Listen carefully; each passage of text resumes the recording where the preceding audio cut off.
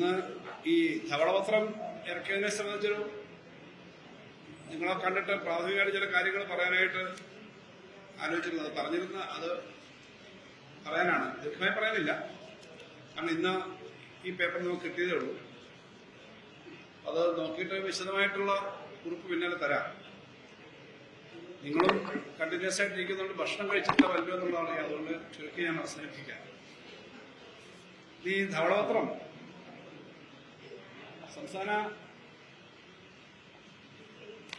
സംസ്ഥാന സർക്കാരിന്റെ സാമ്പത്തിക സ്ഥിതി സംബന്ധിച്ച് ഒരു രേഖയാണ് നമ്മൾ ഉദ്ദേശിച്ചത്. ധവളപത്രം എന്ന് പറയുമ്പോൾ സാധാരണഗതിയിൽ കഴിഞ്ഞ വർഷങ്ങളിലൊക്കെ ധനകാര്യ വകുപ്പ് തയ്യാറാക്കി അവതരിപ്പിക്കുന്ന റിപ്പോർട്ടാണ്. ഞങ്ങളൊരു ഒബ്ജക്ഷൻ പറഞ്ഞിരുന്നു. പിന്നെ അതൊരു കമ്മിറ്റി വെച്ചു. കമ്മിറ്റിയെ പറ്റിയൊക്കെ ഞങ്ങൾക്ക് അതിനകത്തുള്ള ആളുകളെ പറ്റിയൊക്കെ അവർ നല്ല ഈ രംഗത്ത് പണ്ഡിതന്മാരാണ്. പക്ഷെ ധനകാര്യ വകുപ്പ് അവതരിപ്പിച്ചായിരുന്നു മുമ്പൊക്കെയുള്ള ധവളപത്രങ്ങൾ. അപ്പൊ ഇന്ന് ധവളപത്രം അങ്ങനല്ലോ. ഇപ്പം കേരളത്തിലെ ഫിസിക്കൽ ഹെൽത്തിനെ സംബന്ധിച്ച് സ്റ്റാറ്റസ് റിപ്പോർട്ട് എന്നതിലെല്ലാം വന്നേക്കുന്നു. അപ്പൊ അതിനകത്ത് പറഞ്ഞിരിക്കുന്ന കാര്യങ്ങളെ സംബന്ധിച്ച് ചില കാര്യങ്ങൾ ഇപ്പൊ പറയാം, ബാക്കി കാര്യങ്ങൾ പിന്നാലെ പറയാം വിശദമായിട്ട്. നിങ്ങളെ എന്തെങ്കിലും സംശയങ്ങളുണ്ടെങ്കിൽ നമുക്കറിയാവുന്ന കാര്യങ്ങൾ പറയുകയും ചെയ്യും. ആദ്യത്തെ കാര്യം, ഈ ധവളപത്രം ഇങ്ങനെ ഇറക്കിയത് നല്ലതാണ്. ഗവൺമെന്റിന്റെ കാര്യങ്ങളെ പറ്റി അറിയുന്നത് നല്ലതാണ്. ഞങ്ങൾക്കും അതിന് താല്പര്യമുണ്ട്. കാരണം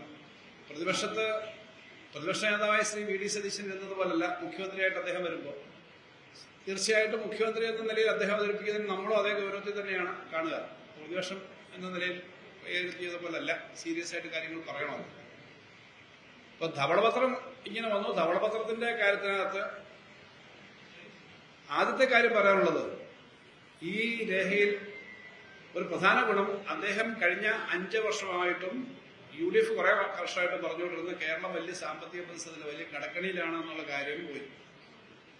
അദ്ദേഹം കഴിഞ്ഞ വർഷം നിങ്ങളോട് പറഞ്ഞ പത്രസമ്മേളനത്തിലെ വാർത്തയാണിത്. 6 ലക്ഷം കോടിയാണ് കേരളത്തിന്റെ കടം എന്നാണല്ലോ അദ്ദേഹം പറഞ്ഞുകൊണ്ടിരുന്നത്. അപ്പൊ അന്ന് ഞാൻ ഇതുപോലെ മന്ത്രി എന്ന നിലയിൽ ബഡ്ജറ്റ് അവതരിപ്പിച്ചപ്പം കഴിഞ്ഞ വർഷം അനങ്ങ വർഷമൊക്കെ 6 ലക്ഷം കോടിയൊന്നുമില്ല, 4,80,000 കോടിയാണ് വരിക എന്ന് പറഞ്ഞപ്പോൾ അങ്ങനൊന്നും അല്ല, ഇതൊക്കെ എനിക്കറിയാം എന്നാണല്ലോ പറഞ്ഞുകൊണ്ടിരുന്നത്.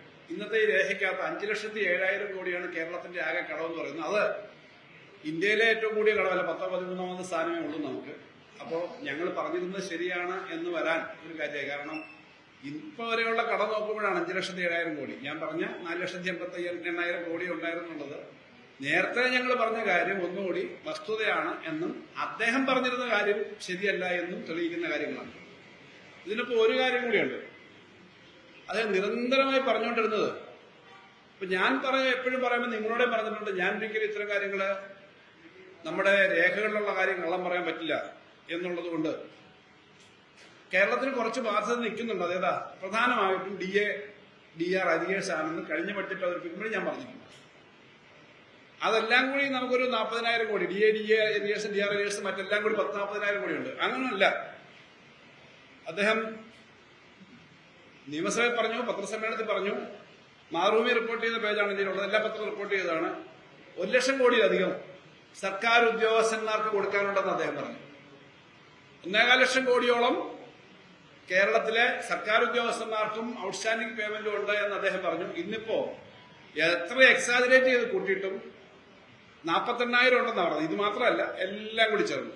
അതിനകത്ത് കുറച്ച് കാര്യങ്ങൾ കടമൊന്നുമായിട്ട് വരുന്നതല്ല, ബില്ല് ഓരോ മാസവും റേസ് ചെയ്ത് വരുന്ന കാര്യങ്ങൾ അടക്കം. എന്ന് പറഞ്ഞാൽ കഴിഞ്ഞ മാർച്ച് മാസം ധനകാര്യമന്ത്രി എന്നതിൽ ഞങ്ങളുള്ള മുഴുവൻ പണവും ഞങ്ങളുടെ മുന്നേ വന്ന എല്ലാ ബില്ലും ക്ലിയർ ചെയ്തു. പക്ഷെ അതിനുശേഷം ഏപ്രിലും മെയിലും വരുമല്ലോ. ഏപ്രിലും മെയിലും കൂടെ വന്നിട്ടുള്ള ചില ഡിപ്പാർട്ട്മെന്റുകളുടെ 100-300-200 കോടിയൊക്കെ കൂടെ ചേർത്ത് ഇതെല്ലാം കൂടെ ചേർത്തിട്ട് 48,000 കോടിയുള്ളൂ. അപ്പൊ 2 കാര്യങ്ങൾ ധവളപത്രം വഴി മനസ്സിലായി. കേരളത്തിൽ അങ്ങോളം ഇങ്ങോളം നടന്ന് അതിവിശ്വസനീയമായി കേരളത്തിൽ 6 ലക്ഷം കോടിയിലധികം കടവാണെന്നും സർക്കാർ ഉദ്യോഗസ്ഥന്മാർക്ക് മാത്രം 1 ലക്ഷത്തിലധികം കോടി കൊടുക്കാറുണ്ടെന്നും 1.25 ലക്ഷം കോടി കൊടുക്കാറുണ്ട്.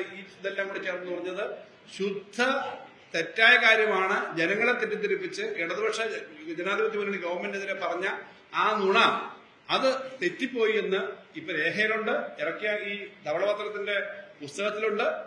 അദ്ദേഹവും അത് പറയണം. ഇവിടെ വന്നിട്ട് അടുത്ത ന്യായങ്ങളാണല്ലോ പറഞ്ഞത്, അത് പറയേണ്ടതാണ്. അപ്പൊ അതിനകത്ത് ഈ വസ്തുത പുറത്തു വന്നു എന്നുള്ളതാണ് പ്രധാനപ്പെട്ട കാര്യം.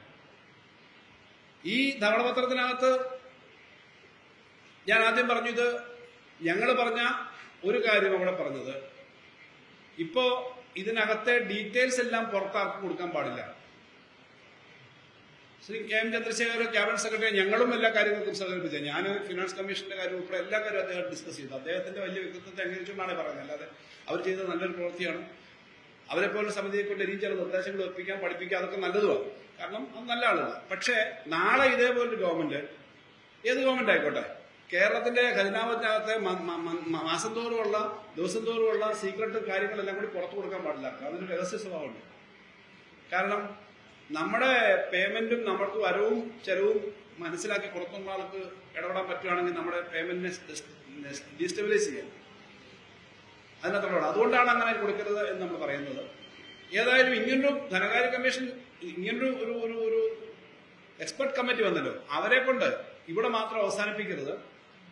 ഇപ്പൊ പറഞ്ഞേക്കുന്ന 5 ഗ്യാരണ്ടികളുണ്ട്. അതിനത്ര ചെലവ് വരും, അതെങ്ങനെ കൊടുക്കും, എങ്ങനെയാണ് അതിന്റെ സോഴ്സ് എന്നുള്ള കാര്യം കൂടി ഇവരെ കൊണ്ട് തന്നെ പഠിപ്പിച്ചിട്ട് ഒരു റിപ്പോർട്ട് കൂടെ മേടിക്കണം. ഇതെന്ന് പറഞ്ഞാൽ നിലവിലുള്ള പൊസിഷനാണ്.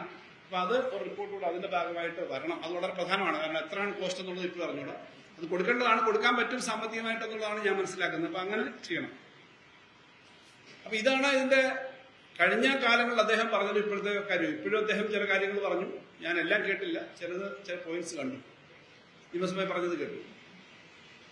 ഏറ്റവും പ്രധാന പ്രശ്നം ഇത് ധവളപത്രം തയ്യാറാക്കുമ്പോൾ അല്ലെങ്കിൽ ഫിസിക്കൽ കണ്ടീഷൻ തയ്യാറാക്കുമ്പോൾ സംസ്ഥാന ഗവൺമെന്റിന് കിട്ടാനുള്ള പണം എന്തൊക്കെയാണ്, എന്തുകൊണ്ടാണ് ഇങ്ങനൊരു സ്ഥിതിയിലേക്ക് വന്നത് എന്ന് പറയേണ്ടതാണ്. എന്നാലേ ഈ ഒരു ഫിസിക്കൽ കണ്ടീഷനെ പറ്റി പറയാൻ പറ്റൂ. കേന്ദ്ര ഗവൺമെന്റിലേക്ക് ഉദ്യോഗസ്ഥന്മാരായിരുന്നാലും ചിലപ്പോൾ ഒരുപക്ഷെ ക്രിട്ടിക്കലായിട്ട് അതിനെ പറയില്ല. സെൻട്രൽ ഗവൺമെന്റിന്റെ ട്രാൻസ്ഫേഴ്സ് ഏറ്റവും കൂടുതൽ കുറഞ്ഞു എന്നുള്ളതാണ് ഏറ്റവും പ്രധാന കാര്യം. ഇതിനകത്ത് പറയാത്തൊരു കാര്യമുണ്ട്.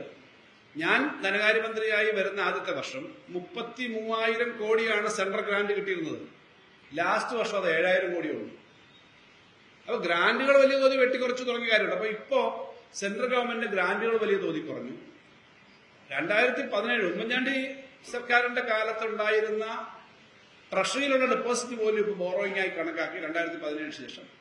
2022 ശേഷം 21 ഞങ്ങൾ ചുമതലയെടുത്തത്. 2022 ശേഷം കിഫ്ബി പെൻഷൻ കമ്പനി എടുത്ത എല്ലാം ഞങ്ങളുടെ ബോറോയിങ് പെടുത്തി. അതുകൊണ്ട് 5 വർഷം കൊണ്ട് ബോറോയിങ് കിട്ടേണ്ട തുക 1.25 ലക്ഷം കോടിയോളം കിട്ടിയില്ല. സെൻട്രൽ ഗവൺമെന്റിന്റെ പോളിസിയാണ് കാരണം. രണ്ടാമത് GST വന്നതിന് ശേഷം 14% GST ആദ്യത്തെ റേറ്റ് അനുസരിച്ച് നമ്മുടെ ടാക്സ്. അത് കുറഞ്ഞ് ഇപ്പോ 8-9% കുറഞ്ഞ് 2-3 പ്രാവശ്യം. അപ്പൊ അങ്ങനെ വരുമാനം കുറഞ്ഞു. അപ്പൊ ഇത് ഇതിനകത്ത് പരാമർശിച്ചിട്ടേ ഇല്ല. ശരിക്കും സംസ്ഥാന ഗവൺമെന്റിന്റെ വരുമാനം കുറഞ്ഞത് എന്തുകൊണ്ടാണ്? ഈ ടാക്സിനകത്ത് വലിയ മാറ്റം വരുത്തിയുണ്ട്. അപ്പൊ അത് പറഞ്ഞിട്ടില്ല, പറയേണ്ടതാണ്. കാരണം അതിനെപ്പറ്റി ജോയിന്റ് ആയിട്ട് ഫൈറ്റ് ചെയ്യാൻ ഞങ്ങളുമുണ്ട് ഭരണപക്ഷത്തിന് കൂടെ. ഞങ്ങൾ അവരുടെ കൂട്ട് സഹകരിക്കാതിരിക്കുന്നവരല്ല. കേരളത്തിന്റെ താല്പര്യത്തിന് ഞങ്ങളുണ്ട്. അപ്പൊ ഈ കേന്ദ്ര ഗവൺമെന്റിന്റെ നിലപാടുകളെ സംബന്ധിച്ച് അവരുടെ ഫിസിക്കൽ രംഗത്ത് വന്നേക്കുന്ന മാറ്റങ്ങളെ പറ്റി വളരെ കൃത്യമായി പറയേണ്ടതാണ്. പിന്നെ അദ്ദേഹം വളരെ വാചാലമായി പറഞ്ഞ കുറെ കാര്യങ്ങളുണ്ട്. അതിനകത്ത് എല്ലാ കാര്യങ്ങളും എടുത്തു പറയാൻ സമയമെടുക്കുന്നില്ല. അദ്ദേഹം പറഞ്ഞത് ഇതിനകത്ത് വളരെ വലിയ ചില കാര്യങ്ങൾ കണ്ടുപിടിച്ചിട്ടുണ്ട്. അത് 35,000 കോടി രൂപയുടെ പ്ലാൻ വെച്ചിട്ട്, ഇല്ലേ, 35,000 കോടി രൂപയുടെ പ്ലാൻ വെച്ചിട്ട് 20,400 കോടി രൂപ അതിൽ കുറവുണ്ട്.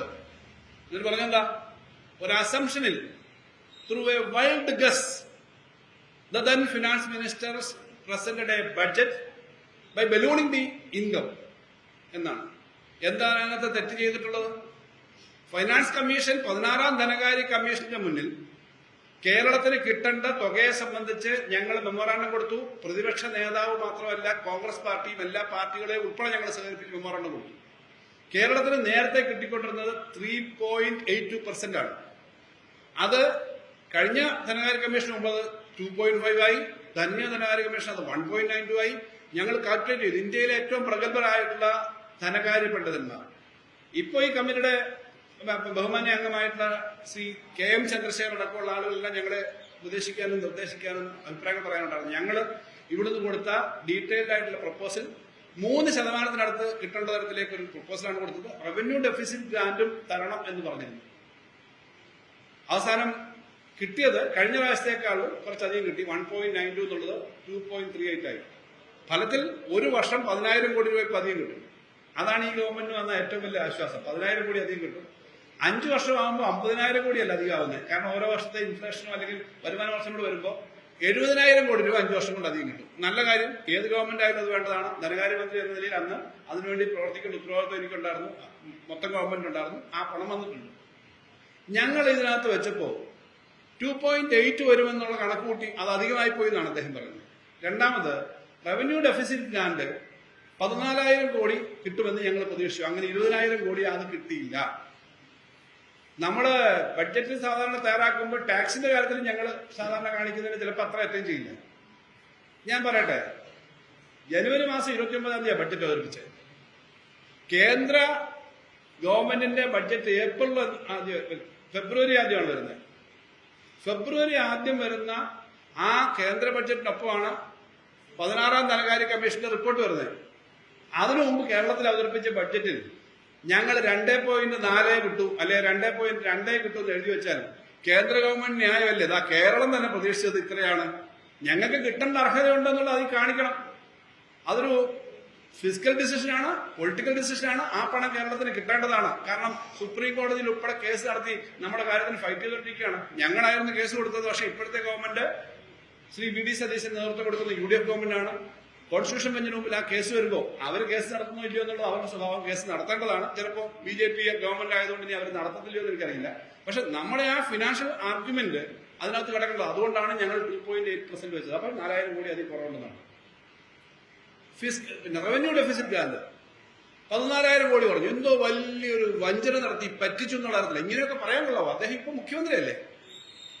റവന്യൂ ഡെഫിസിറ്റ് ഗ്രാന്റ് എന്ന് പറഞ്ഞാൽ ഇന്ത്യ ഉണ്ടായ കാലം മുതൽ, അല്ലെങ്കിൽ ഇന്ത്യയിൽ ധനകാര്യ കമ്മീഷൻ വെച്ചിരുന്ന കാലം മുതൽ ഈ 16-ാം ധനകാര്യ കമ്മീഷൻ വരെ എല്ലാ ധനകാര്യ കമ്മീഷന്റെ റെക്കമെൻഡേഷനിലും റവന്യൂ ഡെഫിസിറ്റ് ഗ്രാന്റ് ഉണ്ടായിരുന്നു. ഇതാദ്യമായിട്ടാണ് റവന്യൂ ഡെഫിസിറ്റ് ഗ്രാന്റ് നിർത്തുന്നത്. ഞങ്ങളെന്താ എവിടെയും പോയിട്ട് മുൻകൂട്ടി വല്ല ജോത്സ്യം നോക്കിയിട്ട് ഇത് കിട്ടത്തില്ല എന്ന് പറഞ്ഞ് കേരളത്തിന് വേണ്ടെന്ന് പറയണോ? കേരളത്തിലെ ഗവൺമെന്റുകളുടെ കണ്ടിന്യൂഷനാണ്. ഇടതുപക്ഷ ജനാധിപത്യ മുന്നണി ഗവൺമെന്റിന്റെ ലാസ്റ്റ് ബഡ്ജറ്റ് അവതരിപ്പിക്കും. ഫിനാൻസ് കമ്മീഷന്റെ റിപ്പോർട്ടിനെ സംബന്ധിച്ച് ഞങ്ങളുടെ അഭിപ്രായം റവന്യൂ ഡെഫിസിറ്റ് ഗ്രാന്റ് കിട്ടുമെന്നാണ്. അതിന്റെ കണക്കുകൾ കൊടുത്തിട്ടുണ്ട്. സാധാരണ എല്ലാ ബഡ്ജറ്റിലും റവന്യൂ ഡെഫിസിറ്റ് ഗ്രാന്റ് കൊടുക്കും. അത് തന്നില്ല. ഇപ്പോഴും റവന്യൂ ഡെഫിസിറ്റ് ഗ്രാന്റ് തരത്തില്ല എന്ന് കേന്ദ്ര ഗവൺമെന്റ് പറഞ്ഞിട്ടില്ല കേട്ടോ. ആ റെക്കമെൻഡേഷന്റെ ആ ഭാഗം ബ്ലാങ്കായിട്ട് ഇട്ടേക്കുന്ന ഒരു പക്ഷേ central government revenue deficit grant തരാം. അഥവാ റവന്യൂ ഡെഫിസിറ്റ് ഗ്രാന്റ് തരുന്നില്ലെങ്കിൽ 4-5 ലക്ഷം കോടി രൂപ ഓരോ വർഷവും, അല്ലെങ്കിൽ ആകെ ഒരു പീരീഡില് അത് ഡിസ്ട്രിബ്യൂട്ട് ചെയ്ത് സ്റ്റേറ്റിന് കിട്ടുകയും ചെയ്യും. ആ പണം ഉണ്ടോ അവിടെ? പക്ഷെ പ്രശ്നം ഇവിടെ എന്താ? രാഷ്ട്രീയം പറയുമ്പം കേരളത്തിലെ പ്രതിപക്ഷത്തിനെ ആക്രമിക്കാൻ വേണ്ടി മാത്രം പറയാൻ പാടില്ല. എന്തുകൊണ്ടാണ് കോൺഗ്രസ് പാർട്ടിയുടെ നേതാവായ ഹിമാചൽ പ്രദേശ് മുഖ്യമന്ത്രി ഡൽഹിയിൽ പോയി പ്രധാനമന്ത്രിയെയും ധനകാര്യമന്ത്രിയെയും കണ്ടിട്ട് വലിയ പരാതി പറഞ്ഞത് ഫിനാൻസ് കമ്മീഷനെ പറ്റി? അദ്ദേഹം പറഞ്ഞ പരാതി, ഞങ്ങൾക്ക് റവന്യൂ ഡെഫിസിറ്റ് ഗ്രാന്റ് നിർത്തിക്കളഞ്ഞു ആദ്യമായിട്ട്, അതുകൊണ്ട് ഞങ്ങൾക്ക് ശമ്പളം കൊടുക്കാൻ പറ്റുന്നില്ല. ഞങ്ങൾ 30% ശമ്പളം വെട്ടിക്കുറച്ചു എന്നാണല്ലോ കോൺഗ്രസ് ഈ VD സതീശൻ ബഹുമാനപ്പെട്ട മുഖ്യമന്ത്രിയുടെ പാർട്ടിയുടെ നേതാവും ഹിമാചൽ പ്രദേശിലെ കോൺഗ്രസ് മുഖ്യമന്ത്രിയായിട്ടുള്ള അദ്ദേഹം പറഞ്ഞത്. അപ്പൊ റവന്യൂ ഡെഫിസിറ്റ് ഗ്രാന്റ് ഇന്ത്യയിൽ ആദ്യമായിട്ട് നിർത്തി. ഇവിടെ നിർത്തി എന്നുള്ളതിന് ഇടതുപക്ഷത്തിന്റെ പ്രതിപക്ഷ നേതാവ് പിണറായിയെയും ഞങ്ങളെയും ഇടതുപക്ഷ ഗവൺമെന്റിനെയും പഴയ ഗവൺമെന്റിനെയും കുറ്റം പറയല്ല, BJP കാണിച്ചത് മര്യാദകേടാണ് എന്ന് പറയാനുള്ള തന്റെ ഇടം കാണിക്കുക വേണ്ടത്. അല്ലാതെ റവന്യൂ ഡെഫിസിറ്റ് ഗ്രാന്റ് വേണം എന്ന് ഞങ്ങൾ പറഞ്ഞാണോ? അതൊക്കെ ഹിമാചൽ പ്രദേശ് മുഖ്യമന്ത്രി പറഞ്ഞതും കർണാടകത്തിലെ മുഖ്യമന്ത്രി പറഞ്ഞതും തെലങ്കാനയിലെ മുഖ്യമന്ത്രി പറഞ്ഞതും ഞങ്ങളും പറഞ്ഞുള്ളൂ. കാരണം കേരളത്തിന് ഇൻട്രസ്റ്റ് ആണ്. ഇതുവരെയുള്ള 15 ധനകാര്യ കമ്മീഷനുകളും തന്നിട്ടുള്ള റവന്യൂ ഡെഫിസിറ്റ് ഗ്രാന്റ് ഇതാദ്യമായിട്ട് ഡിനേ ചെയ്തു. അതാണ്. അപ്പൊ അതുകൊണ്ട് ആ 20,000 കോടി രൂപ കുറയ്ക്കും പ്ലാനിൽ നിന്നാ. ഞാനൊരു കാര്യം വളരെ കൃത്യമായി പറയാം. ബഡ്ജറ്റ് വരുന്നതേ ഉള്ളൂ. അതാണ് ഏറ്റവും പ്രധാന പോയിന്റ് ഞാൻ നിങ്ങളുടെ മുന്നിൽ പറയണമെന്ന് ആഗ്രഹിക്കുന്നത്. 20,000 കോടി രൂപ കുറച്ച് പ്ലാനിൽ കുറയ്ക്കാനുള്ള ഐഡിയ എന്നാണ് അദ്ദേഹത്തിന്റെ സ്റ്റേറ്റ്മെന്റിൽ നിന്ന് മനസ്സിലായത്. പ്ലാനിൽ 20,000 കോടി കുറഞ്ഞില്ല, പ്ലാനിലല്ല, ബഡ്ജറ്റിൽ 20,000 കോടിയുടെ ഈ കാൽക്കുലേഷൻ വ്യത്യാസം വരും. പക്ഷേ ബഡ്ജറ്റിനകത്ത് മറ്റ് സ്ഥലങ്ങളിൽ നോൺ പ്ലാൻ ഐറ്റത്തിനുൾപ്പെടെ ഇതിന് പറ്റുന്ന സേവിങ്സ് ഉണ്ട്. ഞാൻ എന്റെ ഓർമ്മയിൽ നിന്നാണ്, സാലറി ആൻഡ് പെൻഷൻ ഹെഡില് 96,000 കോടിയുണ്ട്. സാധാരണ കോസ്റ്റ് 80,000 കോടിയെ വരൂ. ഞാൻ ഓരോന്നും പറയാം. ബഡ്ജറ്റ് ഡോക്യുമെന്റിന്റെ ഡീറ്റെയിൽസ് ഞാനിപ്പോ പറയുന്നത് ഉചിതമല്ല. ഞാൻ അസംബ്ലി വരുമ്പോൾ പറഞ്ഞോളാം. പ്ലാൻ കട്ട് ചെയ്യാൻ പറ്റില്ല എന്നുള്ളതാണ് എന്റെ ക്വസ്റ്റ്യൻ. പ്ലാൻ കട്ട് ചെയ്താൽ എന്താ? കംപ്ലീറ്റ് ഡെവലപ്മെന്റൽ ആക്ടിവിറ്റീസ് പോകും. ഇതെന്തിനാണ് ഇങ്ങനെ രേഖ ഇറക്കിയത്? അവർക്ക് ഇന്ദിരാ ഗ്യാരണ്ടി നടപ്പിലാക്കണമെങ്കിൽ പൈസ കണ്ടെത്തിക്കോ, പക്ഷെ പ്ലാൻ കട്ട് ചെയ്യണ്ട. പറ്റും പണമുണ്ട്, ഇത് നടത്തിക്കൊണ്ട് പോകാനുള്ള പണമുണ്ട്, അതിനകത്ത് പണമുണ്ട് എന്നുള്ളത് ആവർത്തിച്ച് ഞാൻ പറയുകയാണ്.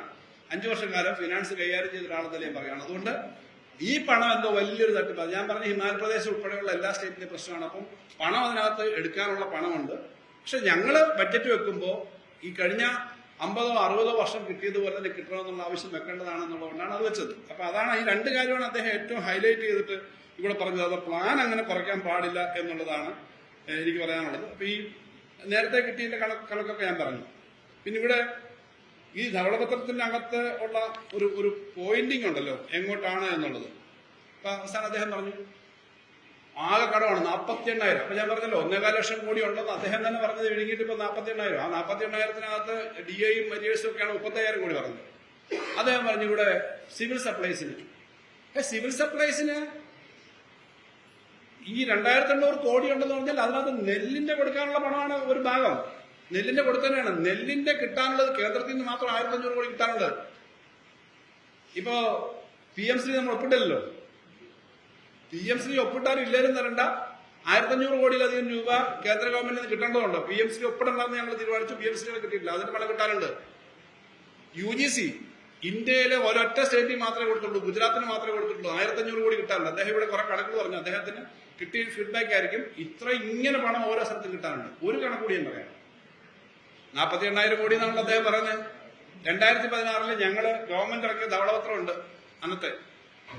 അന്ന് 25,000 കോടി രൂപ ഡ്യൂസ് ഉണ്ട്. ഏത് ഗവൺമെന്റിന്റെ സമയത്ത് ഒരു ഡ്യൂസ് വരും. ഇപ്പോ ഉദാഹരണത്തിന് നമ്മള് SC/ST പോലുള്ള വളരെ ടച്ചിങ് ആയുള്ള മേഖല എന്ന് പറഞ്ഞു. SC/STയുടെ വന്ന മുഴുവൻ ബില്ലുകളും നമ്മൾ എല്ലാം തീർത്തതാണ്. പക്ഷെ പിന്നീട് മാർച്ച് മാസത്തിലോ ഏപ്രിൽ മാസത്തിലോ വരുന്ന ഏതെങ്കിലും ബില്ലുകൾ വേണം. 300 ചില്ലാനം കോടിയുണ്ട്. 300 ചില്ലാനം കോടിയുണ്ട്. പക്ഷെ സ്കോളർഷിപ്പ് ഞങ്ങളുടെ സമയത്ത് തന്നെ UGC SC/ST സ്കോളർഷിപ്പ് കുടിശ്ശിക 4,770 കോടി രൂപ തീർത്താ ഞങ്ങൾ. എന്ന് പറഞ്ഞാൽ ഏറ്റവും ലാസ്റ്റ് കോവിഡ് സമയത്തുണ്ടായിരുന്ന ഉൾപ്പെടെ തീർത്ത 300 ചില്ലാനം കോടി രൂപ ബില്ല് രജിസ്റ്റർ ചെയ്ത് വന്നതാണ്. കാരണം പണം അവിടെ ഇല്ലാതില്ല, ഇതുപോലുള്ള കാര്യത്തിന് ഒരു തടസ്സവും ഇല്ല. അപ്പൊ അത് നമ്മൾ രാഷ്ട്രീയം പറയാം, പക്ഷെ ബേസിക്കായ കാര്യങ്ങളിൽ ഫാക്ട് പറയാം. അപ്പൊ ഞാൻ പറഞ്ഞത് പ്ലാൻ കട്ട് ചെയ്യേണ്ട കാര്യമില്ല. ഈ പറഞ്ഞ പണം അവിടെ ഉണ്ട്. ഞങ്ങൾ 20,000 കോടി രൂപ എക്സ്പെക്ട് ചെയ്ത് വെച്ചു എന്നുള്ള സത്യമാണ്. എവിടെ ഒളിച്ചു വെക്കുന്നില്ല. അത് കള്ളത്തരമല്ല, പിന്നെ തെറ്റായ രീതിയല്ല. റവന്യൂ ഡെഫിസിറ്റ് ഗ്രാന്റ് തരാതിരുന്നത് തെറ്റാണ്, തരുന്നതാണ് എന്നുള്ളതുകൊണ്ടാണ് അത് വെച്ചത്. പിന്നെ കണക്കും അതിനകത്ത് വെച്ചു, അതിനകത്ത് വ്യത്യാസമില്ല. പക്ഷെ ഇവിടുത്തെ ഏറ്റവും പ്രധാന പ്രശ്നം, മറ്റെല്ലാ കാര്യങ്ങളിലേക്കും ഞാൻ പോകുന്നില്ല, ഇവിടുത്തെ ഏറ്റവും പ്രധാന പ്രശ്നം ഈ ഡോക്യുമെന്റിന്റെ ഒരു ഫോക്കസാണ്. റീസ്ട്രക്ചറിങ്ങിന് വേണ്ടിയിട്ടുള്ള കുറെ കാര്യങ്ങൾ അതിലുണ്ട്. അതിൽ ഒന്നാമത്തെ കാര്യം, സർക്കാർ ജീവനക്കാർക്കൊരു വിസ്മയം പറഞ്ഞിട്ടുണ്ട്. അത് പെൻഷൻ പ്രായം വർദ്ധിപ്പിക്കുന്നതായിരിക്കും. 6,000 കോടി രൂപ ഒരു വർഷം കിട്ടുമെന്നുള്ള കണക്കും അതിനകത്തുണ്ട്. എന്തായാലും അവർ തീരുമാനിക്കട്ടെ, അതിനെപ്പറ്റിയൊക്കെയുള്ള അഭിപ്രായങ്ങൾ വരട്ടെ. അതാണ് ഒരു കാര്യം.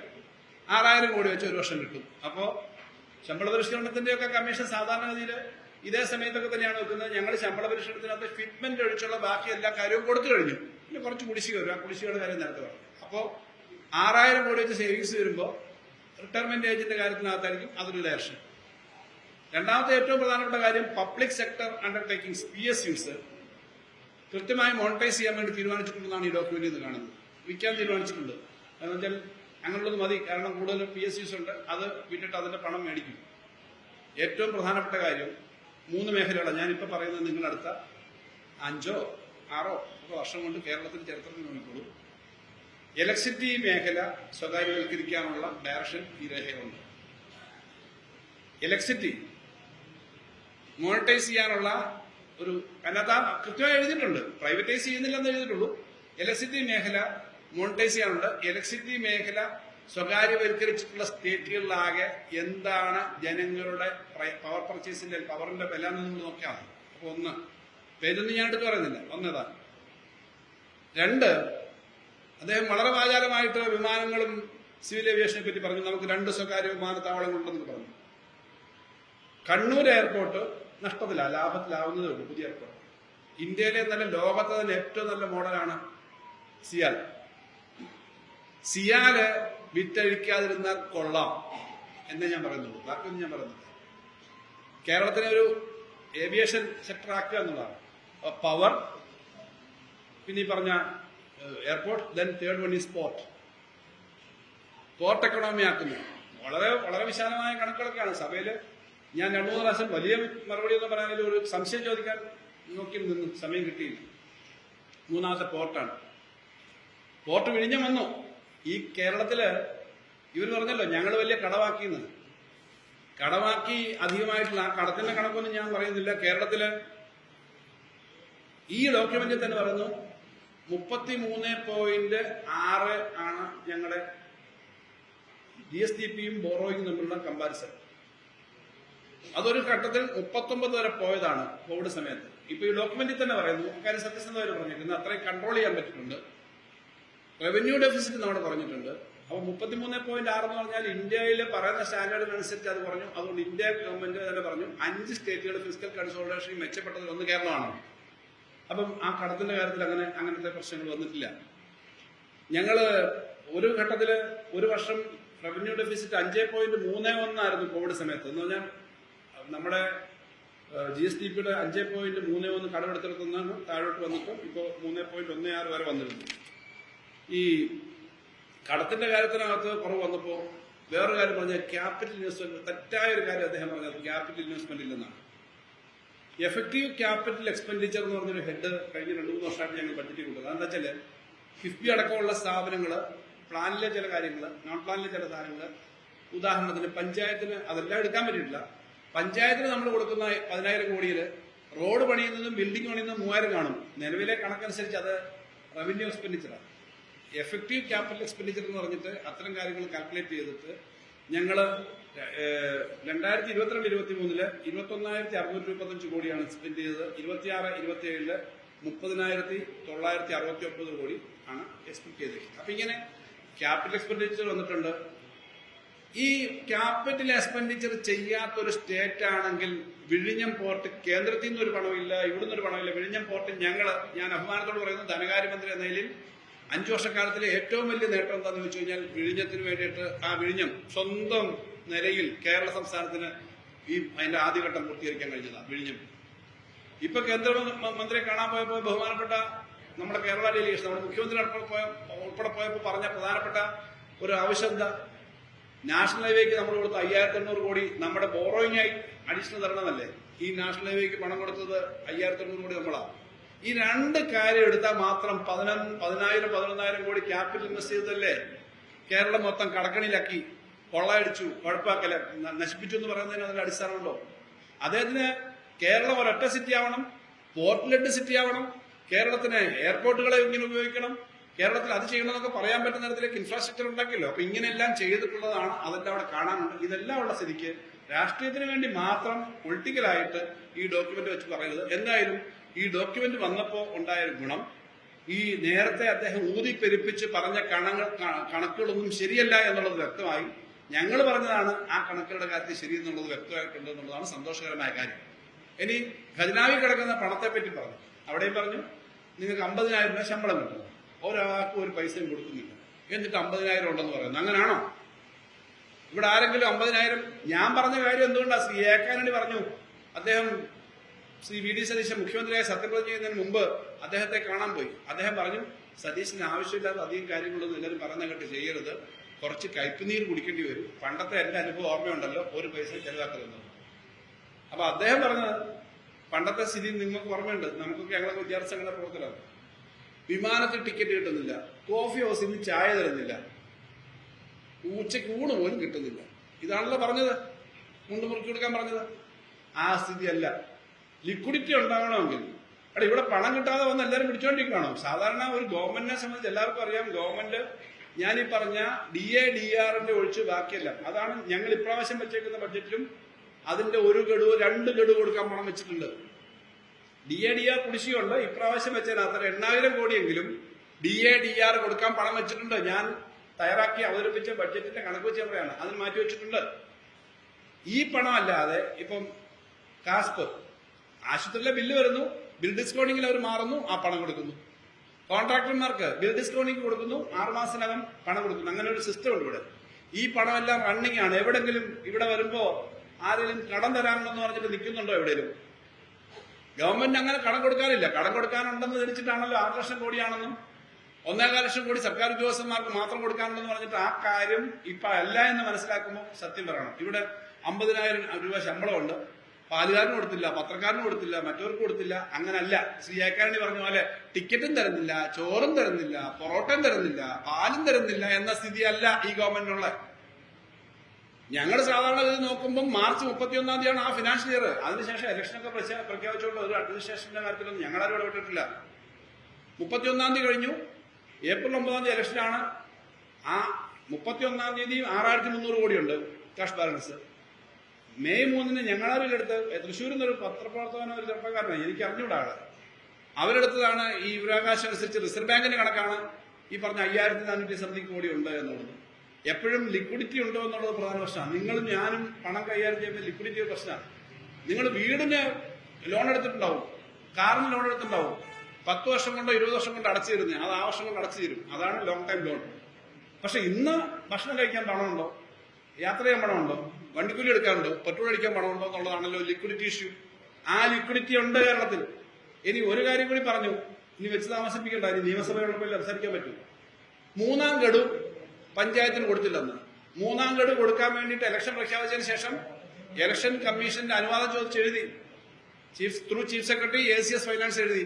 ഇലക്ഷൻ കമ്മീഷന്റെ അനുവാദം കിട്ടിയില്ല. അത് വ്യക്തിപരമല്ല, ഇലക്ഷൻ കമ്മീഷനോട് ചോദിക്കണം.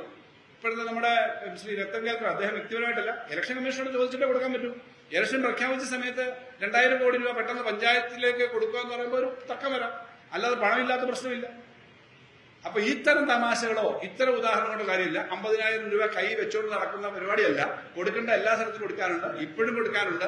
അദ്ദേഹം വന്നിട്ട് പെൻഷൻ കൊടുക്കാനുള്ള പണം അപ്പം തന്നെ അനുവദിക്കാൻ പറ്റിയതും, ഇന്ദിരാഗാന്ധിയുടെ പേരിൽ ആശാ വർക്കർമാർക്കും അംഗൻവാടിക്കാർക്കും ഒക്കെ ആനുകൂല്യം കൊടുക്കാൻ പറ്റിയതും, KSRTCക്ക് ഇത് കൊടുക്കാൻ പറ്റുമെന്ന് പറഞ്ഞതും ഇവിടെ ലിക്വിഡിറ്റി ഉള്ളത് കൊണ്ടാണ്.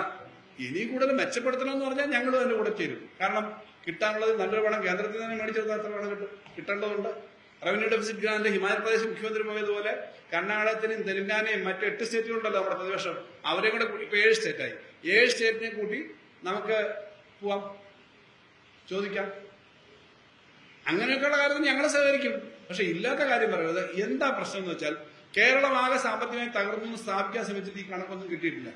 നിങ്ങൾക്ക് പ്രൈവറ്റൈസ് ചെയ്യാനുള്ള ആഗ്രഹം ഉണ്ടെങ്കിൽ അത് ചെയ്തോളൂ. അന്നേരം ജനങ്ങൾ പറയുന്നത് എന്താ നോക്കാം. നിങ്ങൾക്ക് ഇതൊക്കെ കൊടുക്കാതിരിക്കാനുള്ള ആഗ്രഹം ഉണ്ടെങ്കിൽ അത് ചെയ്തോളൂ. ജനങ്ങൾ പറയുന്നത് എന്താന്ന് നോക്കാൻ ഞങ്ങൾക്ക് അഭിപ്രായമുണ്ട്. പ്ലാൻ ഇതിന്റെ പേര് കട്ട് ചെയ്യാൻ ശ്രമിച്ചു കഴിഞ്ഞാൽ അതിനടിസ്ഥാനമില്ല. ഇപ്പൊ വളരെ ക്ലിയർ ആണ്, ബഡ്ജറ്റ് വരുമ്പോൾ പ്ലാൻ കട്ട് ചെയ്യാനുള്ള ഉദ്ദേശമാണ്, എന്നിട്ട് മറ്റു കാര്യങ്ങൾക്ക് പമ്പ് ചെയ്യാനാണ്. നിങ്ങൾ ഇന്ദിരാഗാന്ധിയുടെ പറഞ്ഞേക്കുന്നത് നടപ്പിലാക്കാൻ എങ്ങനെയാണ് നിങ്ങൾക്ക് പണം എന്നുള്ളത് നിങ്ങൾ ഈ എക്സ്പെർട്ട് കമ്മിറ്റിയെ കൊണ്ടുവന്ന് അവരെ കൊണ്ടുവന്ന് നിർദ്ദേശം വെപ്പിക്കൂ. അതിന് ഞങ്ങളുടെ പറ്റിൽ ഞങ്ങൾ സാമ്പത്തികമായി കുഴപ്പമുണ്ടാക്കിയെന്ന് പറയേണ്ടതില്ല. ഞങ്ങളുടെ ബഡ്ജറ്റിൽ പറഞ്ഞ എല്ലാ കാര്യങ്ങളും ഞങ്ങൾ ഗവൺമെന്റ് വരുമെന്ന് വെച്ചാണല്ലോ ഇലക്ഷൻ മത്സരിക്കുന്നത്. വന്നില്ല, പരാജയപ്പെട്ടു. പക്ഷെ ഞങ്ങൾ പറഞ്ഞ എല്ലാ കാര്യങ്ങളും സാറ്റിസ്ഫൈ ചെയ്യാനുള്ള പണം അതിനകത്തുണ്ട്. ഞാൻ ധനകാര്യമന്ത്രി ആയിരുന്നപ്പോൾ കിട്ടുന്നതിനേക്കാളും ഒരു വർഷം 10,000 കോടി വെച്ച് അധികം കിട്ടി. 10 വർഷം മുമ്പ് 1-ാം പിണറായി സർക്കാർ അധികാരത്തിൽ വരുമ്പോൾ 3,300 കോടിയായിരുന്നു ഒരു മാസത്തെ റവന്യൂ വരുമാനം. ഈ കഴിഞ്ഞ ഏപ്രിലിൽ അത് 11,000 കോടിയായി വർദ്ധിച്ചു. കഴിഞ്ഞ വർഷം കിട്ടുന്നതിനേക്കാളും ഒരു മാസം 1,500 കോടിയെങ്കിലും അധികം ഇപ്പൊ ഉണ്ട്. കാരണം കഴിഞ്ഞ വർഷത്തെ റവന്യൂ, കഴിഞ്ഞ 5 വർഷത്തെ ഓരോ മാസത്തെ വരുമാനം എനിക്ക് അറിയാവുന്നതുകൊണ്ട് പറയുകയാണ്. ടാക്സിന്റെ കാര്യത്തിൽ, GSTയുടെ കാര്യത്തിൽ ഇന്ത്യയിൽ ഏറ്റവും വലിയ ഗ്രോത്ത് ഏപ്രിൽ മാസത്തിൽ അതിനു മുമ്പും അതിനുശേഷവും കേരളത്തിലാണ്. അപ്പൊ അങ്ങനെ ഒരു സ്ഥിതിയാണ്. അപ്പൊ അത്രയും ചെയ്ത ചില നല്ല കാര്യങ്ങളുണ്ട് LDFന്. വിചാരിക്കുന്ന അത്തരം കാര്യങ്ങൾ നടക്കുന്നില്ല എന്നൊക്കെ പറഞ്ഞാൽ പരസ്പരം ഈ കാര്യങ്ങൾ നമുക്ക് മനസ്സിലാക്കി പോകാം. പക്ഷെ എല്ലാം കുഴപ്പമാണ്, മൊത്തം അങ്ങ് പോയി എന്ന് പറയുന്നത് ശരിയല്ല എന്നുള്ളതുകൊണ്ട് ഇത്തരം പറയേണ്ടി വന്നതാണ്. അതുകൊണ്ട് ഈ രേഖയുടെ ബാക്കി കാര്യങ്ങൾ വിശദമായി ഓരോന്നും വെച്ചിട്ട് തരാം. ഇത്തരം പൊതുവായ കാര്യങ്ങൾ വെച്ച് പറഞ്ഞു.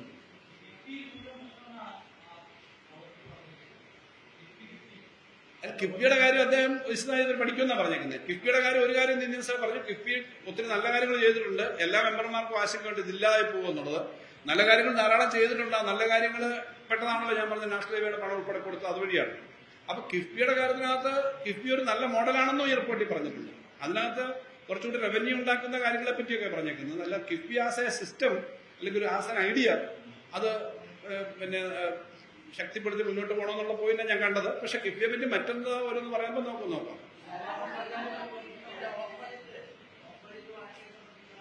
ഓഫ് ബജറ്റ് അവർ പറഞ്ഞതിനകത്ത് ഞാനും പറയുന്ന കാര്യം, ഓഫ് ബജറ്റ് എന്ന് പറയുന്നത് ഇപ്പൊ ഒരു വർഷം 40,000 കോടിയാണ് സ്റ്റേറ്റിന് കടമെടുക്കാനുള്ളത്. കിഫ്ബി 5,000 കോടി എടുക്കുന്നു. അത് 40,000 നമുക്ക് കിട്ടും, പിന്നെ 5,000 എക്സ്ട്രായി കിട്ടും. എന്നിട്ട് കിഫ്ബി അടച്ചു തീർക്കണം. അതിനു പകരം 2022 മുതൽ അവര് ഈ 5,000 കൂടി നമ്മുടെ ഈ 40,000 പിടിച്ചു. അപ്പൊ നമുക്ക് എഫക്റ്റീവ്ലി കിട്ടുന്നത് 35,000 ആയി. പിന്നെ ബാക്കി കിഫ്ബി. ഈ ഒരു പ്രശ്നം നമ്മളെ ബാധിച്ചിട്ടുണ്ട് സാമ്പത്തികമായി. പക്ഷെ അത് തുടങ്ങി വെച്ച വർക്കുകൾ മുന്നോട്ട് പോവുകയും ഈ കാര്യങ്ങൾ ചെയ്യുകയും ചെയ്യുന്നതിന് നമ്മൾ കിഫ്ബി എന്ന് പറയുന്നതിനെ ദുർബലപ്പെടുത്താൻ പാടില്ല എന്ന് പറഞ്ഞു തന്നെയാണ് മുന്നോട്ട് പോയത്. അപ്പൊ കിഫ്ബി ദുർബലപ്പെടുത്താനായിട്ടുള്ള ശ്രമം ഉണ്ടാവില്ല എന്ന് ഞാൻ കരുതുന്നു.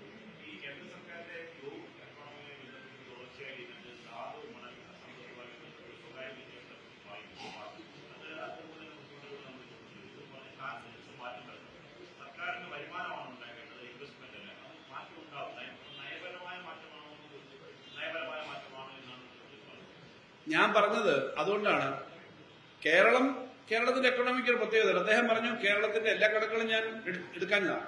കേരളത്തില് നമുക്ക് വെൽഫെയർ എക്സ്പെൻസസ് കൂടുതലാണ്, കടം കൂടുതലാണ്. പക്ഷെ കേരളത്തിന്റെ പൊതുസ്ഥിതി നമ്മുടെ എക്സ്പെൻഡിച്ചർ സ്വഭാവം കൊണ്ട് തന്നെയാണ്. ഇപ്പൊ പബ്ലിക് ഹെൽത്ത്, എഡ്യൂക്കേഷൻ, മറ്റു കാര്യങ്ങൾ. ഇവിടെ ഈ ഡോക്യുമെന്റിന്റെ പ്രധാനപ്പെട്ട ഊന്നൽ ഞാൻ കരിമണലിൽ പറഞ്ഞില്ലെന്നേ ഉള്ളൂ. 3 പ്രധാനപ്പെട്ട സെക്ടർ ഞാൻ പറഞ്ഞു. ഇന്ത്യയിലെ ഏറ്റവും ലാഭകരമായിട്ടുള്ള, ഏറ്റവും കൂടുതൽ വാല്യൂ ഉള്ള സാധനം നമ്മുടെ കരിമണൽ തന്നെയാണ്. ഞങ്ങൾ കഴിഞ്ഞ ബഡ്ജറ്റിൽ പറഞ്ഞിരുന്നല്ലോ ഒരു മിനറൽ കോറിഡോർ എന്ന് പറഞ്ഞാൽ ഏറ്റവും ലേറ്റസ്റ്റ് ആയിട്ട് നിങ്ങളൊക്കെ ഉപയോഗിക്കുന്ന EVകളിൽ അതിനു വേണ്ട മാഗ്നറ്റ്, ആ മാഗ്നറ്റിന് വേണ്ട ആവശ്യമായ ധാതുക്കള് ഇപ്പൊ ചൈനയിൽ നിന്നാണ് മെജോറിറ്റി ഉള്ളത്. ഇന്ത്യക്ക് ഈ കരിമണലിൽ നിന്ന് എടുക്കാം. അതുകൊണ്ട് മാഗ്നറ്റ് അടക്കം ഉണ്ടാക്കാൻ കഴിയുന്നതാണ്. ഇതിന് പ്രൈവറ്റൈസേഷൻ കിട്ടിയാൽ വലിയ തോതിൽ ആളുകൾ കൊണ്ടുപോകും. പ്രൈവറ്റൈസ് ചെയ്തിടത്തൊന്നും അതത് ജനങ്ങളുടെയും രാജ്യങ്ങളുടെയും താല്പര്യമൊക്കെ സംരക്ഷിച്ചിട്ടുണ്ടെന്ന് നമുക്കറിയാം. അതുകൊണ്ട് തന്നെയാണ് നമ്മൾ അതിനകത്തൊരു പൊതുമേഖല വേണം എന്നുള്ള സമീപനം പറഞ്ഞത്. ഇതിനകത്ത് ഞാൻ എടുത്തു പറഞ്ഞ 3 മേഖല, ഈ ബ്ലൂ എക്കണോമി, കരിമണൽ, ഇതെല്ലാം വലിയ തോതിലുള്ള പ്രൈവറ്റൈസേഷനാണ്. ഞാനിപ്പോ തുടക്കം വന്നാൽ ഇത്രേ പറയുന്നുള്ളൂ. നിങ്ങൾ ശ്രദ്ധിച്ചോളൂ. ഈ 3 മേഖല, ഇപ്പൊ ഞാൻ ഈ 4ാമത്തെ മേഖല. കേരളത്തിൽ പൈസ ഉണ്ടാക്കാൻ വേണ്ടിയിട്ട് പിന്നെ കുറെ സ്ഥലം വിറ്റാൽ മതിയല്ലോ, കുറെ സാധനങ്ങൾ വിറ്റാൽ മതിയല്ലോ, കുറെ മോണിറ്റൈസ് ചെയ്താൽ മതിയല്ലോ, പണം ഉണ്ടാവുമല്ലോ.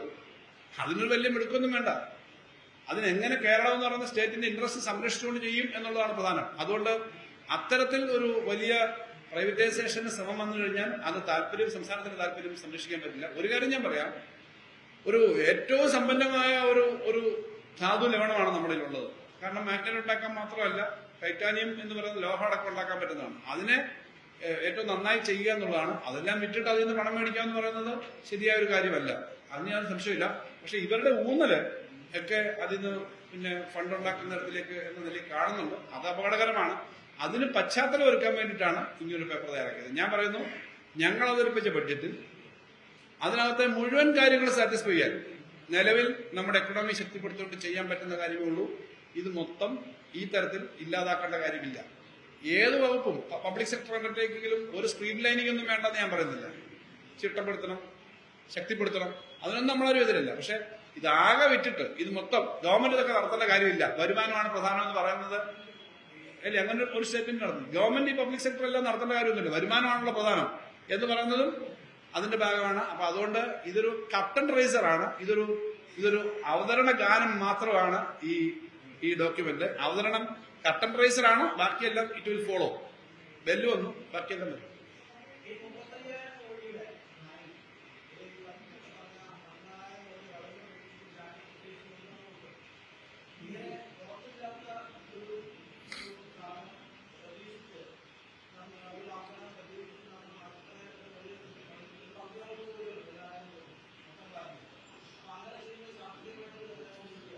ശാസ്ത്രീയമായി ഞാൻ പറഞ്ഞല്ലോ, ആ സേവിങ്സ് വേറെ ആ പ്ലാനിൽ തന്നെ ഉണ്ട്. ഞാൻ ധനകാര്യ രഹസ്യങ്ങളെല്ലാം നിങ്ങളുടെ മുന്നേ ഇപ്പൊ പറയേണ്ട കാര്യമില്ല, പറയുന്നത് ശരിയല്ല, പറയേണ്ട കാര്യമില്ലെന്നല്ല ഞാൻ പറയുന്നത്. ഞാൻ നേരത്തെ പറഞ്ഞ പോലെ സീക്രട്ട് സെക്ഷനിൽ നിന്നുള്ള കണക്കുകൾ പുറത്തു പോരെന്ന് പറഞ്ഞ പോലെ.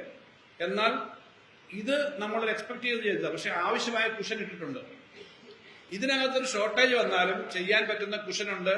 ഇപ്പോഴത്തെ ധനകാര്യമന്ത്രിയോടെ ആ കാര്യങ്ങൾ നമുക്കറിയുന്നതെന്നാണ്, ധനകാര്യ വകുപ്പിലെ ഉദ്യോഗസ്ഥന്മാർക്കും അറിയാം. അതിനുള്ള കുഷനുണ്ട് അവിടെ. അതുകൊണ്ട് നടക്കാത്തൊരു കാര്യമല്ല. 2,39,000 കോടി രൂപയാണ് നമ്മുടെ പ്ലാൻ, നമ്മുടെ ബഡ്ജറ്റ് സൈസ്. പ്ലാൻ എന്ന് അദ്ദേഹം പറഞ്ഞതുകൊണ്ടാണ് ഞാൻ പറഞ്ഞത്. പ്ലാൻ അല്ല, ബഡ്ജറ്റ് സൈസാണ്. ബഡ്ജറ്റ് സൈസ് 2,39,000 കോടിയിൽ നിന്ന് കുറച്ച് ഈ പറഞ്ഞ ഷോർട്ടേജ് വരുന്ന ബഡ്ജറ്റ് സൈസിലേക്ക് പോയാലും മാനേജ് ചെയ്യാൻ പറ്റുന്നുണ്ടെന്ന് ഞാൻ പറയുന്നു. കാരണം ഞാനത് തയ്യാറാക്കുമ്പോൾ ഞാൻ പ്രതിപക്ഷമാവുമെന്നും ഇവർ വരുമെന്നും വെച്ചാലല്ലോ. ഇലക്ഷൻ ആകുമ്പോൾ ആരും വരാം, ജയിക്കാൻ തോക്കാം. പക്ഷെ ഞങ്ങൾക്ക് ഉത്തരവാദിത്വം ഉണ്ടെങ്കിൽ നടത്താവുന്ന തരത്തിൽ തന്നെയാണല്ലോ ബഡ്ജറ്റ് തയ്യാറാക്കിയേക്കുന്നത്. ഞങ്ങളാണ് വരുന്നെങ്കിൽ ഇത് നടത്തത്തില്ല എന്ന് പറഞ്ഞ് പോകാൻ പറ്റില്ലല്ലോ. അപ്പൊ അതിനുള്ള സ്പേസ് അതിലുണ്ട്. പക്ഷേ ഇവിടുത്തെ ഏറ്റവും പ്രധാനപ്പെട്ട പൊളിറ്റിക്കലും എക്കണോമിക്കലും സ്റ്റേറ്റിന്റെ ഇൻട്രസ്റ്റുമായ പ്രശ്നം എന്താ? ഫിസ്ക്കൽ ഫെഡറലിസത്തിന്റെ ഇഷ്യൂ ഉണ്ട്. ധനകാര്യ കമ്മീഷന് നമുക്ക് ഈ പണം കിട്ടേണ്ടതാണ്, അത് കിട്ടും എന്നുള്ള എക്സ്പെക്ടേഷൻ. 2.8 സംതിങ് ആണ് നമ്മൾ ചോദിച്ചേക്കുന്നത്. രേഖയിൽ 2.8 വെക്കുന്നതിന് പകരം 2.5 വെച്ച് കഴിഞ്ഞാൽ 3 വെച്ച് കഴിഞ്ഞാൽ പണം കുറയ്ക്കുന്നതിന് അവർക്ക് ന്യായമാവും. റവന്യൂ ഡെഫിസിറ്റ് ഗ്രാന്റ് ഇല്ല എന്ന് വെച്ചാൽ റവന്യൂ ഡെഫിസിറ്റ് ഗ്രാന്റ് തരത്തില്ല. ഇപ്പോഴും റവന്യൂ ഡെഫിസിറ്റ് ഗ്രാന്റ് അനൗൺസ് ചെയ്തിട്ടില്ല. അവര് അനൗൺസ് ചെയ്യും എന്നാണ് എല്ലാ സ്റ്റേറ്റും പറയുന്നത്. അപ്പൊ കേരളത്തിന് പോയി പറയുന്നത് ഞങ്ങൾ 14,500 പ്രതീക്ഷിച്ചു, അല്ലെങ്കിൽ ധനകാര്യമന്ത്രി അവർ പിന്നെ നമ്മളിത് 0 ആക്കി കാണിച്ചാൽ പിന്നെ അവർ അനൗൺസ് ചെയ്യുമ്പോൾ തരുമോ? നിങ്ങൾക്ക് റവന്യൂ ഡെഫിസിറ്റ് ഗ്രാന്റ് വേണ്ടെന്നാണല്ലോ നിങ്ങളുടെ ബഡ്ജറ്റിൽ പറഞ്ഞേക്കെന്ന് പറയില്ലേ? അപ്പൊ ചിലത് കിട്ടാനുള്ള കടം ചിലപ്പോൾ കിട്ടത്തേ ഇല്ല, എഴുത്തള്ളുന്ന പിന്നെ കിട്ടാനുള്ള തുക. ഇപ്പൊ ഇവിടെ നിങ്ങൾ എനിക്ക് തരാനുണ്ടെന്ന് പറഞ്ഞാൽ ഞാൻ അവിടെ കാണിച്ചില്ലെങ്കിൽ പിന്നെ നിങ്ങൾ തരുമോ? അതാണ് അതിന്റെ. അതൊരു ബഡ്ജറ്റിംഗ് തന്നെയാണ്. അത് for the interest of the state, അല്ലെങ്കിൽ നിങ്ങൾ ഏത് സ്ഥാപനത്തിലായാലും അതിനു വേണ്ടി തന്നെയുള്ളൊരു ബഡ്ജറ്റിംഗ് ആണ്. പക്ഷെ അതിന് വേറെ സേവിങ് ഏരിയാസ് ഉണ്ട്, അതിനുള്ള കുഷനുണ്ട്. അത് ഞാൻ ഉത്തരവാദിത്തോട് പറയുന്നത് അതിനകത്ത് പണം ഇട്ടിട്ടുണ്ട്. എന്നോട് ചോദിച്ചിരുന്നെങ്കിൽ അവർ ചോദിച്ചിരുന്നെങ്കിൽ പറഞ്ഞു കൊടുത്തേനെ കേട്ടോ, പറയാൻ പറ്റത്തില്ല. കൂടുതൽ വാർത്തകൾക്ക് news 18 Keralam YouTube channel subscribe ചെയ്യുക.